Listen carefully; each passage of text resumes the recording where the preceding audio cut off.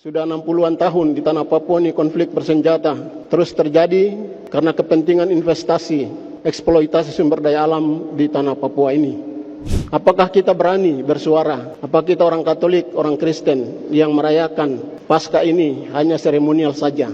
Ataukah kita harus berani bersuara seperti Yesus walaupun diadili dengan tidak adil, walaupun dijatuhkan hukuman yang penuh dengan rekayasa? Memoria kenangan akan penderitaan Kristus yang terjadi 2000-an tahun lalu, tetapi terus masih aktual dalam kehidupan kita hari ini. Salib adalah penderitaan, kehinaan, kesakitan yang dipandang oleh kita manusia. Kita manusia cenderung menghalaunya ataukah menghindarinya. Tetapi bagi Allah, salib adalah kebijaksanaan Allah. Itulah yang ditulis oleh Paulus. Salib bukanlah penghinaan, salib bukanlah penderitaan, tapi salib adalah cinta keutuhan Allah. Cinta yang utuh, cinta yang sempurna, cinta yang total dari Allah kepada kita manusia yang cenderung mencari kegelapan, hidup dalam gelap daripada terang. Kita manusia yang cenderung memilih kejahatan daripada memilih kasih. Spiritualitas, memoria pasionis, pantas kita terus-menerus merenungkan dalam hidup kita, dalam setiap peristiwa dan langkah hidup kita. Di sekitar kita banyak persoalan yang kita hadapi. Salib tidak hanya diri kita sendiri saja yang memikulnya, tapi Tuhan Yesus mengharapkan agar kita partisipasi dalam salib sesama. Salib sistem sosial yang menindas, yang tidak adil, yang merampas hak-hak sesama yang lain. Salib menuntut kita terlibat secara aktif memperjuangkan keadilan, kebenaran, keutuhan ciptaan, ekologi. Salib menuntut kita untuk memberikan keberanian untuk bersuara, mewakili mereka yang tertindas, yang teraniaya, yang hak-haknya dirampas.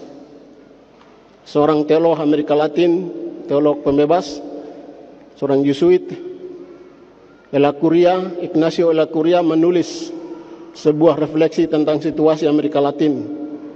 The crucified people, salib, rakyat yang tersalib atau masyarakat yang tersalib oleh sistem kapitalisme, sistem yang penuh dengan penindasan, ekonomi dunia global yang penuh dengan penipuan, sehingga orang kecil dirampas hak-haknya. Situasi kita sangat aktual, kita di Papua ini. Banyak krisis yang terjadi di sekitar kita. Krisis ketidakadilan, krisis kemanusiaan. Sudah 60-an tahun di tanah Papua ini konflik bersenjata terus terjadi karena kepentingan investasi, eksploitasi sumber daya alam di tanah Papua ini. Banyak pihak untuk kolaborasi terus melanggengkan kejahatan, sehingga masyarakat adat yang punya tanah adat menjadi korban. Mereka banyak hilang nyawanya, hutannya diambil dengan alasan pembangunan. Dan terjadi sampai hari ini, kita akhir-akhir ini dengan PSN di Merauke, 2 juta hektar tanah masyarakat adat dicaplok demi alasan pembangunan. Masyarakat dalam waktu sekejap kehilangan hak hidupnya, kehilangan ruang hidup, kehilangan budaya, kehilangan way of life dan spiritual hidup mereka, kepercayaan alam. Ribuan binatang, ribuan spesies dalam sekejap akan habis.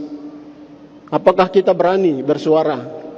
Apakah kita orang Katolik, orang Kristen yang merayakan Paskah ini hanya seremonial saja? Ataukah kita harus berani bersuara seperti Yesus walaupun diadili dengan tidak adil, walaupun dijatuhkan hukuman yang penuh dengan rekayasa, tapi kita orang Kristen harus berani memikul salib itu. Kalau tidak, kita adalah Judas yang terus ikut bagian dalam penyaliban Tuhan Yesus. Mari kita berdoa, karena sekian 80.000 pengungsi yang masih di tempat-tempat pengungsian di seluruh tanah Papua karena konflik investasi, konflik militer, konflik antara militer dan TPNPB. Kita harus banyak berdoa agar terjadi dialog untuk penyelesaian konflik kejahatan di tanah Papua ini. Kita adalah manusia bermartabat, manusia citra Allah, imago Dei, bukan manusia yang direkayasa oleh kepentingan-kepentingan dunia, kepentingan oligarki dan penguasa. Kita berdoa semoga pasca tahun ini sungguh-sungguh membawa harapan baru ke depan. Harapan bagi masyarakat kita yang ada di seluruh wilayah tanah Papua ini, agar mereka tidak dari hari ke hari dibunuh dan dirampas hak-hak hidup mereka sebagai martabat manusia. Amin.